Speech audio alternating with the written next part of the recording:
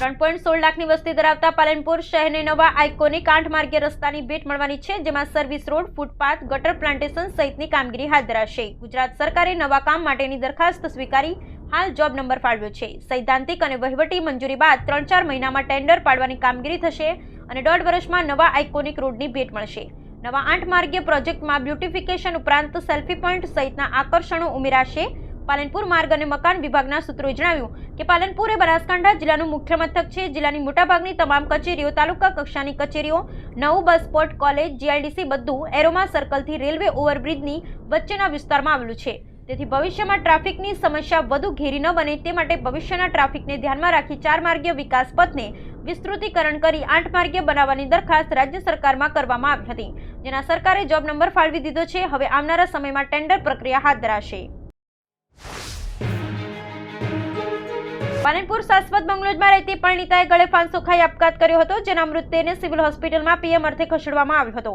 આ અંગે પશ્ચિમ પોલીસે અકસ્માતે મોતનો ગુનો નોંધી વધુ તપાસ હાથ ધરી હતી। ડીસા તાલુકાના દામા ગામના લક્ષ્મીચંદ નાથાલાલ ટાંક માળીની 26 વર્ષીય પુત્રી અનિતાએ ઇકબાલગઢના મહાદેવિયા ગામના ભરતકુમાર બાબુજી સોલંકી માળી સાથે 1 વર્ષ અગાઉ જ પ્રેમ લગ્ન કર્યા હતા, જેઓ પ્રેમ લગ્ન બાદ પાલનપુર ખાતે શાશ્વત બંગલોજમાં રહેતા હતા, જ્યાં મંગળવારે અગમ્ય કારણોસર ગળે ફાંસો ખાઈ આત્મહત્યા કરતા પાલનપુર અને ડીસા પંથકમાં ચકચાર મચી ગઈ હતી। થરાદના જૂનાગંજ બજારથી પાલિકા અને ડોક્ટર માધુની શેરીના થાણા શેરીના મહાલક્ષ્મી વિસ્તારમાં છેલ્લા 2 અઠવાડિયાથી પાલિકા દ્વારા આપવામાં આવતું પીવાનું પાણી એકદમ ડહોળું અને ગંધ મારતું આવતું હોવાને કારણે વિસ્તારના રહીશોમાં ભારે રોષ અને આક્રોશની લાગણી ફેલાઈ છે। રહીશોએ જણાવ્યું હતું કે પાલિકાના જવાબદારો અને વહીવટદારને રજૂઆત કરી ધ્યાન દોરવા છતાં કોઈ પગલાં ભરવામાં આવતા નથી। પાલિકાના પાણીના પ્લાન્ટમાં 50 લાખ રૂપિયાનો ખર્ચ કરી અને પીવાનું શુદ્ધ પાણી કરી આપવા માટે ખર્ચો કરવામાં આવ્યો હોવા છતાં પણ થરાદ નગરજનો ડહોળું અને વાસ મારતું પાણી પીવા માટે મજબૂર બન્યા છે। ધાનેરા પોલીસ સ્ટેશન દ્વારા લોન મેળાનું આયોજન કરવામાં આવ્યું। ધાનેરા પીઆઈ એટી પટેલ સાહેબ તેમજ એસબીઆઈ બેંકના અધિકારી તેમજ બંધન બેંકના અધિકારીની ઉપસ્થિતિમાં કાર્યક્રમ યોજાયો હતો। આ કાર્યક્રમમાં મોટી સંખ્યામાં લોકો, વેપારી ભાઈઓ ઉપસ્થિતિમાં સુંદર કાર્યક્રમ યોજાયો અને લોનને લઈ સમગ્ર માહિતી આપવામાં આવી હતી, તેમજ વ્યાજખોરો દ્વારા કોઈપણ પ્રકારની પઠાણી ઉઘરાણી કરતા હોય તો પોલીસનો પણ સંપર્ક કરવા પીઆઈ સાહેબે જણાવ્યું હતું। ગુજરાતમાં હવે ઠંડીનું જોર વધશે। વેસ્ટર્ન ડિસ્ટર્બન્સના અસરના લીધે ઠંડીમાં વધારો થશે। લઘુત્તમ તાપમાન 2 થી 3 ડિગ્રી ઘટી શકે છે। અમદાવાદમાં 16.7 ડિગ્રી તાપમાન નોંધાયું છે। ગાંધીનગરમાં 15 ડિગ્રી તાપમાન નોંધાયું છે। સુરત અને ભાવનગરમાં 19.4 ડિગ્રી તાપમાન નોંધાયું છે। ડીસા અને પાલનપુરમાં 16.01 ડિગ્રી તાપમાન નોંધાયું છે। ગુજરાતમાં ઠંડીનો ચમકારો યથાવત રહેતા 8 શહેરમાં 16 ડિગ્રીથી નીચું તાપમાન નોંધાયું હતું। ગાંધીનગરમાં 11.4 ડિગ્રીના સરેરાશ લઘુત્તમ તાપમાન સાથે સૌથી વધુ ઠંડી નોંધાઈ હતી। સતત ઘટાડા બાદ ગુરુવારે સોનાના ભાવમાં વધારો જોવા મળ્યો હતો, જ્યારે ચાંદીના ભાવમાં થોડો ઘટાડો જોવા મળ્યો હતો। ઇન્ડિયન બુલિયન જ્વેલર્સ એસોસિએશન અનુસાર બુધવારે સોનાની કિંમત 75,690 રૂપિયા હતી, જે વધીને 76,175 રૂપિયા પ્રતિ 10 ગ્રામ થઈ ગઈ છે। ચાંદીની કિંમત 88,463 રૂપિયા પ્રતિ કિલોગ્રામથી ઘટી 88,430 રૂપિયા પ્રતિ કિલોગ્રામ થઈ ગઈ છે। હાલમાં દેશભરના હવામાનમાં સતત પલટો આવી રહ્યો છે। ઉત્તર ભારતમાં ઠંડી વધી રહી છે, ત્યારે બંગાળની ખાડીમાં સર્જાયેલું ડીપ પ્રેશર વાવાઝોડામાં પલટાઈ જશે।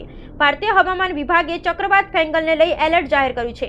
આ ચક્રવાત ઘણા વિસ્તારોમાં ભારે પવન સાથે તબાહી મચાવી શકે છે।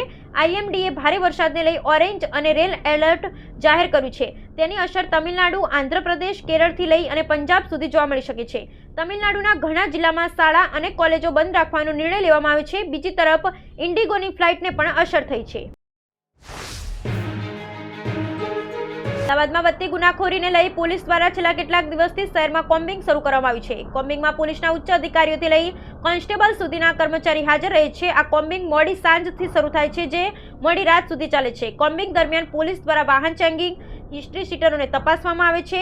ફૂટ પેટ્રોલિંગ કરી ગુનેગારોમાં પોલીસનો ભય રહે તેવી કામગીરી કરવામાં આવી રહી છે। પોલીસે કોમ્બિંગ દરમિયાન એવો પણ મેસેજ આપ્યો છે કે સામાન્ય વ્યક્તિઓએ કોમ્બિંગથી ડરવાની જરૂર નથી। જેની પાસે પૂરતા ડોક્યુમેન્ટ છે અને વાહન ચલાવે છે તેને પોલીસ દ્વારા હેરાનગતિ કરવામાં આવતી નથી, માત્ર ખોટું કરનારને જ ડરવાની જરૂર છે। રાજ્ય સરકાર દ્વારા નવી જંત્રીનો મુસદ્દો જાહેર કરી દેવામાં આવ્યો છે। નવા જંત્રીમાં બમણાથી વધુ ભાવ વધારો કરવામાં આવતા નવા દર પ્રમાણે ઘરનું ઘર કે મિલકતો ખરીદનારા લોકો માટે ઘર કે મિલકત લેવું સપનું સમાન બનશે। જો રાજ્ય સરકાર દ્વારા નવા જંત્રી દર જાહેર કરવામાં આવે તો મ્યુનિસિપલ કોર્પોરેશનમાં નાગરિકો અને ચૂકવવા પડતા ટેક્સમાં બમણો વધારો થઈ શકે છે, પરંતુ અમદાવાદના નાગરિકોને મ્યુનિસિપલ કોર્પોરેશનને ચૂકવવો પડતો પ્રોપર્ટી ટેક્સમાં કોઈ વધારો થશે નહીં. દેશ વિદેશના સહેલાણીઓમાં ગુજરાત પ્રવાસન ક્ષેત્રે આકર્ષણ વધારી રહ્યું છે, ત્યારે દર વર્ષે અમદાવાદ સહિત ગુજરાતના વિવિધ પ્રવાસન સ્થળોએ ફરવા આવતા પ્રવાસીઓની સંખ્યામાં સતત વધારો થઈ રહ્યો છે.